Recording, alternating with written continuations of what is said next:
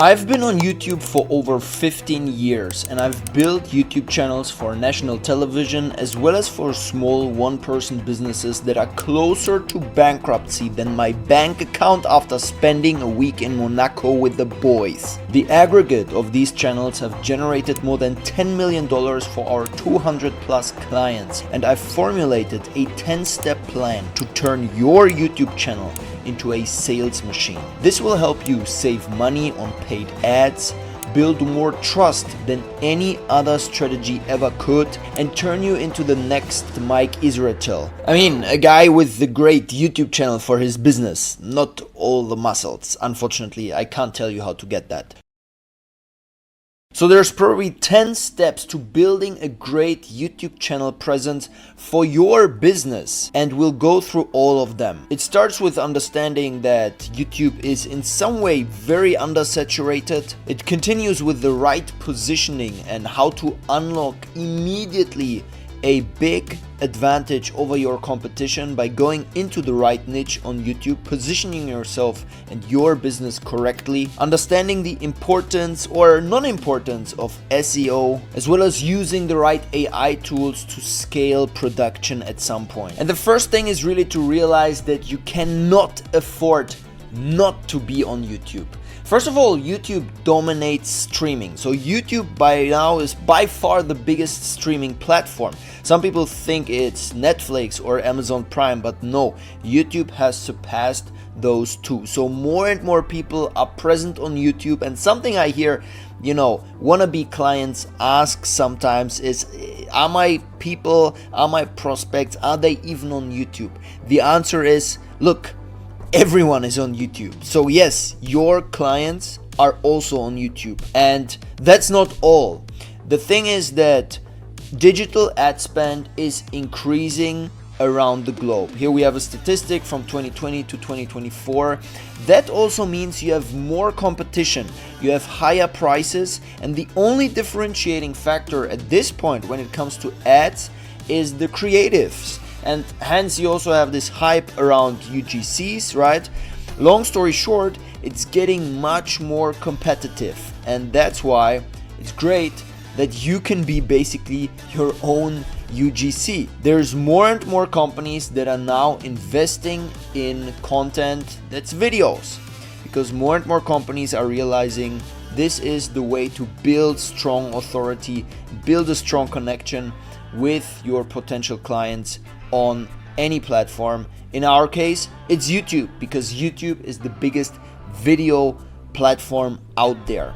Now, the good news is, and that's the second point that you need to understand, business YouTube is massively undersaturated. I would say we're at peak retarded content right now.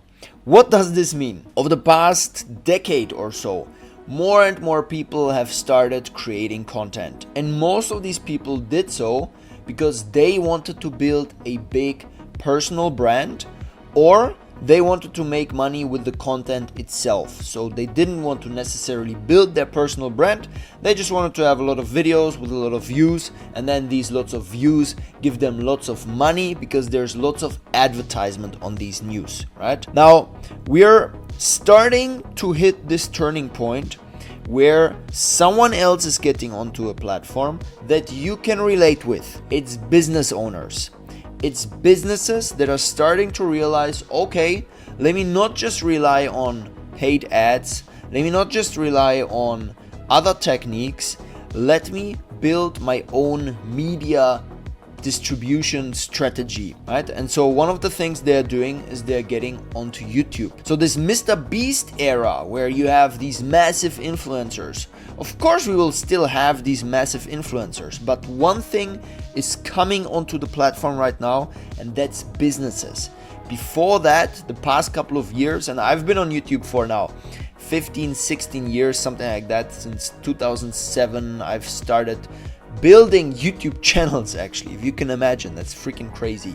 So back then there was no businesses trying their luck on YouTube, and now you have more and more of that. Here, for example, you have Trade Republic. So Trade Republic is a broker, something like Robinhood, and they started doing game shows. So here they organized a game show. 16 creators are fighting for 1 million euros in cash, and this is something, you know, anyone wouldn't really consider something like that 5 years ago. Now it's reality, and this is getting more and more. Do you need to have a sophisticated game show like this, you know, with all kinds of stars that are going to be in your videos on YouTube? No, of course you don't need that. You can apply a much simpler and much more effective strategy, but keep in mind, this is a window of opportunity that does not last long, because once more and more companies start entering YouTube with their massive budgets, there will at some point also be companies in your niche that are starting to enter YouTube, and they will, as they get results, right, they will increase budgets on YouTube, and they will have higher quality videos, and they will probably at some point outcompete you, so it will be more saturated. I would say we still have a couple of months and years to go, but the sooner you start, the better.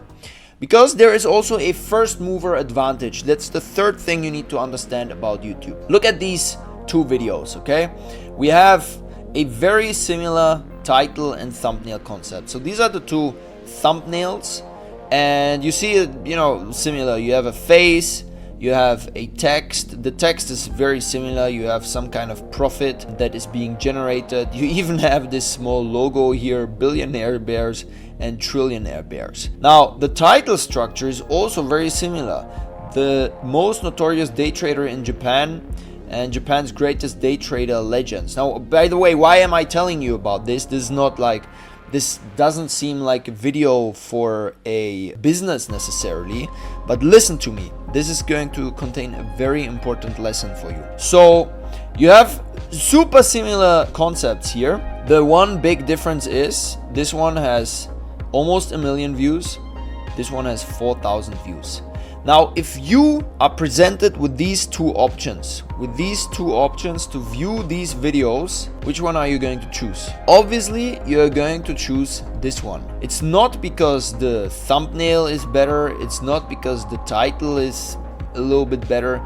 It's precisely because of the views. You see that this thing has 1 million views, so in some way, it's already validated, right? So what am I trying to say? If you get onto YouTube too late and you have a competitor that is selling the same products or the same services as you, and they already established their first mover advantage, so they already have a couple of thousand or maybe even tens, hundreds of thousands of views, you can do the same videos. You can even do longer videos. Look, this one is twice as long, so maybe it's more entertaining or whatever, right? You can do better videos, but it will be hard to stand out because people will default to the videos with lots of views. Now, we are freaking experts, right? So we can do it. If you work with Kevin John or anyone in his team who has been trained properly, we're going to be able to beat the first mover advantage. For example, here, right? This is one of our channels, Megalomedia. We did the same video. This is the video on exactly the same guy. The guy is called Sis. Okay, it's exactly the same guy, Sis, but we took a completely different approach. We have a different title. We have a slightly different thumbnail, right? This still is in some way similar, right? You have a text, you have this face, but the overall graphics, it just shows you, oh damn, there's quality behind this, right? We have this text, Megalomedia Originals, which also implies that there's some kind of big quality or budget behind that. We opted to make it a longer video, 32 minutes, because long form videos, ultra long form videos perform very well on YouTube. And we did beat the algorithm, right? This was uploaded much later than this first video. This was uploaded 2 years ago. This was uploaded just 7 months ago, but still we managed to accumulate already 600,000 views, while this one only got 1 million views. right? So we are beating the competition. What's the message here? First of all, get onto YouTube as quickly as possible, because there is a first mover advantage. So the sooner you are on YouTube, the better. Now, if your competition already is on YouTube, there's direct or indirect competition in terms of content on YouTube, don't worry.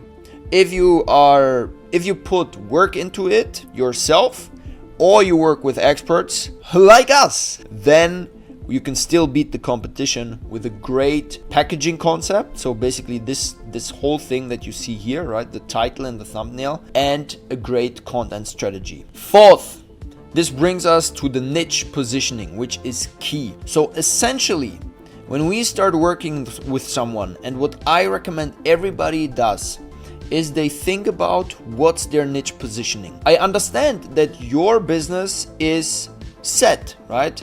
Let's say you have a business you have a finance consultancy, okay? And this implies that you cannot do videos on, for example, crime cases, right? You will not do videos on crime cases because this has zero to do with your business, which is a finance consultancy, right? So what you can do is you can still choose a right niche positioning, because within this finance niche, there is many or more options you have on what to talk about. You could talk about personal finance, you could play finance guru, you could do financial planning, stock explainers, stock gurus, and so on. So there's different micro niches that you can opt for. That's the first thing. The second thing, and the more important thing, is how you talk about these things. You could do a show, you could do a simple vlog that doesn't take too much of your time. You could do online interviews. You could do talking head videos, essay videos with talking head elements. You could do talking head, you could do video elements, and you could do much more. Now, I will tell you a secret. With our clients, in most of the cases, we are doing this essay with head. What does this mean? It's basically the founder or some person within the company that we decide to elevate as our YouTube person, that we decide to build also their personal brand, right? Because if you see them in every single YouTube video, they will inevitably build some personal brand. So we select one person. I suggest usually it's the founder, but sometimes you might want to, have someone else in front of the camera. You have this person in front of the cam, and you have lots of video essay elements, which means it's not just the person staring in front of the camera, but there's animations being shown, there is small explainer sequences, there is cool stuff happening on screen to make sure the audience keeps watching. That's in like 90% of the cases. In the other 10%, we go crazy. We do shows, we do interview formats, we do pure video essays where it's like, like a documentary style. You don't see anyone talking in front of the camera. And my style, for example, is I show you a shitty PowerPoint, right? That's exactly what I'm doing right now, and it kind of works. Number 5, topics are everything. People get onto YouTube and they forget how important topics are. If you can do just one thing, and I know you are busy, but if you can do just one thing and invest more time into one thing, it's probably thinking more about video ideas. Because trust me, your first video idea might sound cool, but it probably sucks. So the key here is to come up with a lot of video ideas. For example, with our clients, when we onboard them, we tell them to write down 20 video ideas here. So they write them down. They even tell us what would be some thumbnail ideas, and we check those, because chances are out of these 20 video ideas, 15 or so completely suck, right? So that's why we say topics, they're like the prenup of YouTube. They make sure you don't fuck up even before engaging, even before going through all of that work, right? You can make sure your video is going to be successful if you just pick the right topics. Now, if you are a done for you customer, you don't need to worry about all of this.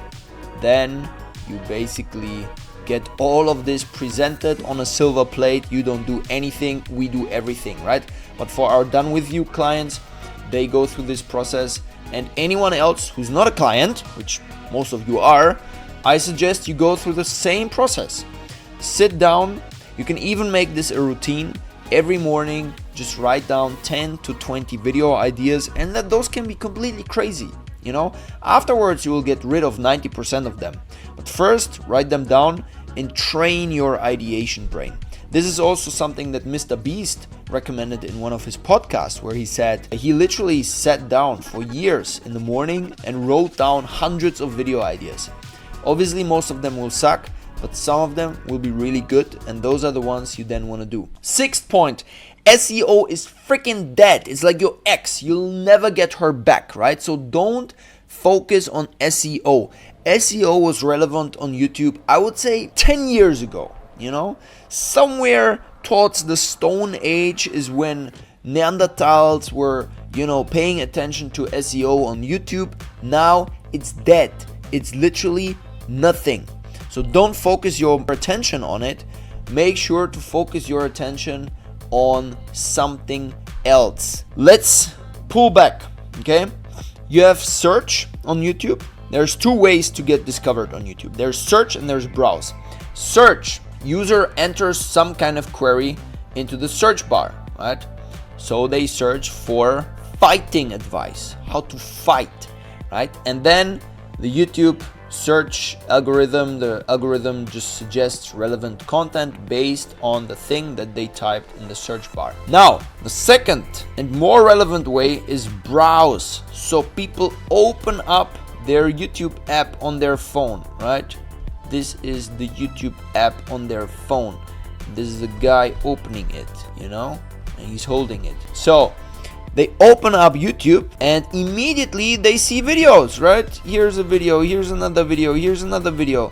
And they just click one of these videos. And that's what's more relevant. Because think about it. As a business, you don't want to just pop up when someone searches for a video and then your video pops up once and then never again.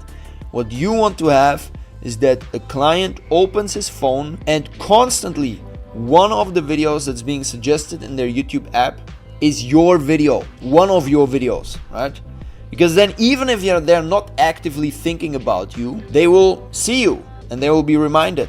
And probably if the video is cool, they will click the video and they will watch it. And once they do that 5 to 10 times, you have enough touch points to sell them anything, right? So browse is really the way to go. I go much more into depth on this in one of my other videos and you can check that out. But essentially browse is how you get millions of views, is where you have high view velocity. So you can get these millions of views within days, right? Because the algorithm is pushing your video.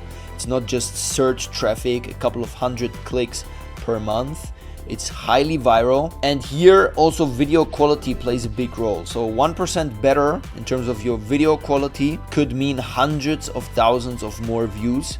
So that's why we like to make sure with everyone that, before they post videos or before we publish videos, these videos are really, really good. There's a little bit less intent than search, right?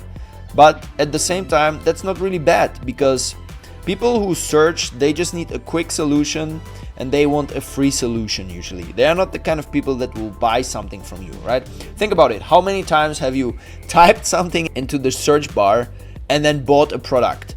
Probably 0 times, right? So then millions of views does not mean millions of sales for all kinds of videos, right? So this one, 6.5 million views, some random Supra with F1 engine, probably 0 sales were generated by that, right? But if you do the right kind of videos that address the right kind of pain points for your customers, then millions of views can mean millions of sales, right? And in order to make that possible, you need top tier packaging and content, and you need to optimize for CTR and AVD. If you have no idea what that is, I will not explain it now. You can see it in one of my other videos. 7th, YouTube loves consistency. So for example, here our guy, he is uploading every freaking week without failure, And this is exactly what I like to see. This is top tier execution, and I'm sure he's doing very well for his business. And it's literally Same reason why some build Herculean physiques and others just build their bellies. It is consistency. And the reason might be a little bit surprising. It's consistent output on YouTube, and that gives you more data. Even if your videos just get a couple of hundred views, right? Like in this case, just a couple of hundred views. But these views will be more than enough to give us more data in our analytics dashboard. And this data will inform how we can do better output, right? And then from this better output, of course, we get more views, we skyrocket, we take this thing to the moon, and we freaking conquer it, okay? This is the flag inside of the moon, bam. Now, everybody wants to take the easy route, the dark road. Shorts. Look, shorts don't produce good results. And I see this shift right now on my feeds, you know, on LinkedIn, on YouTube, whatever. I think gurus around the world have sold enough of their short form content courses, and now they are starting to admit that shorts don't really work as well. And this is something I've been saying for the past 2 years. Even if you have 10 shorts, they don't build the same trust and authority as one long form video, because the consumption pattern is fundamentally different. Shorts is a very low intent activity, and many people even perceive it as something very unproductive, something even slightly toxic, right? So they're like, oh, I need to spend less time on TikTok. It's just bullshit, right? Or I need to spend less time on YouTube Shorts or whatever. And people are angry with themselves that they're spending all this time, these 20, 30, 40, 50 minutes on these platforms watching shorts. And think about yourself. If you go through shorts, if you had another shorts binge, how many of these shorts can you remember? Like if you go back into your history and you look at what shorts you actually watched, you would be surprised. What the hell did I just watch, right? But afterwards, you can't really remember it. It's too much information. Plus, you consume it on the toilet, right? Have you ever bought something on the toilet? Maybe, but you don't do it very often, right? Versus the pinnacle of humankind, the only true and real option, long form video, because these are consumed consciously, right? Whether it is while cooking, okay, let me put a nice 50-minute video on my YouTube TV. Whether it is while relaxing outside, whether it is while eating, okay, let me watch a couple of 10-minute, 20-minute YouTube videos. You do that consciously. The decision to watch a 10-minute plus video by definition is a conscious decision. So these are the videos that will bring you customers, okay? And I think Alex Hormozi talked about this too. I'm not a huge fanboy of Alex, but he has definitely done extremely well, and typically he's right when he's talking about trends. And this brings me to another and even sadder piece of YouTube lies. Can you imagine something that is even sadder than YouTube Shorts? It's faceless channels. So, you know, I'm guilty too, because this was a recent investor presentation that I gave about a YouTube channel network that we built. We built a bunch of YouTube channels. They were all faceless and they were going very well. They were all break even after around 3 months. And again, they were all faceless, right? So I'm not saying faceless content is bad or whatever. I'm just saying if you are a business owner and your primary goal is selling more of whatever your business is selling, faceless channels are probably not the right thing for you. Because if you build content with your face, it builds much more trust, much more authority. It's also, most of the time, it's also cheaper, right? Because you can show the face from time to time. You don't need to like search for crazy content or, you know, B-roll, animations. All of this increases the production cost. So a video can easily cost thousands in terms of the editing cost, even with like the limited AI usage that you can employ with some of these videos. So long story short, it's going to be cheaper. Thirdly, it's going to be much more engaging if done right, because people do like to see a face, right? They don't like to see it 100% of the time. they would maybe like to just see it for 50% of the time or 30% of the time. That's why we do these talking head plus video essay type of videos, right? Talking head plus video essay. So you can look that up if you're interested. That's the perfect fusion for business owners that want to make a lot of money. And I don't know a single business owner that does not want to make a lot of money. And lastly, point number 10, there is a lot of AI tools out there that can help you scale your production and your post-production. And we employ a system, we call it the YouTube Process Automation, YPA, and this helps us run channels with less than 1 hour per day on a top tier level. And it goes like this. I'll just explain this very quickly. On the one side, we have AI. AI is being used for everything that requires structure or that can be handled with structure. On the other side, we have the human, and the human is unfortunately still necessary in a lot of these processes because we need creative freedom, right? We're talking about creative products in the widest sense here. We're doing videos. They are supposed to entertain and inform. So let me go through all of the steps here in the production process. Basically, you have first ideation, so you come up with video ideas. You have secondly the script, writing a script. You have thirdly the editing, and you have fourthly all the admin. So, you know, making sure the stuff is being uploaded, making sure once the script is ready, it gets sent to the editor, and so on. So for ideation, here are some of the tools we like to use. Spotter, NextLab, vidIQ. If you don't know those, check them out. They might be helpful for your ideation process. We use them internally frequently. For script writing, here's the tools we like. ChatGPT obviously produces better results when it comes to script writing. That's unanimous consensus among YouTube script writers. Although with the recent upgrade, ChatGPT might be a little bit better again. Okay, so that's something you need to try. The Subscriber AI is also a cool tool that helps you write scripts from scratch with AI. Now, on the creative freedom side, on the human side, we still have script writers and we have thumbnail designers. Right now we have a team of 25 people and we can't just fire them because they are necessary, right?